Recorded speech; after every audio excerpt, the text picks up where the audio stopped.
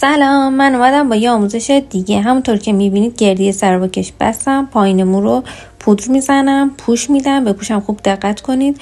خورده موها رو میبرم تا ریشه و پرسش میکنم.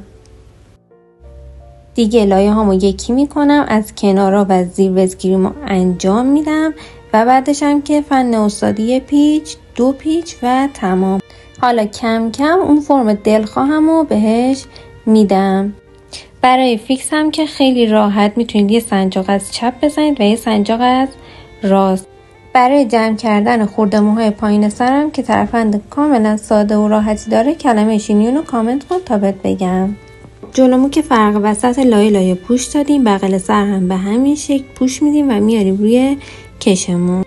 خب برای بالا سرم از تکنیک بوکل و پیچ استفاده میکنیم. به همین راحتی لایه اولو بوکل زدم، لایه دومو داخلشو پوش دادم و بردم اون سمت، لایه سومو پیچ دادم و لایه چهارم هم یه پیچ که اومد روی لایه سوم. به همین آسونی و تمام.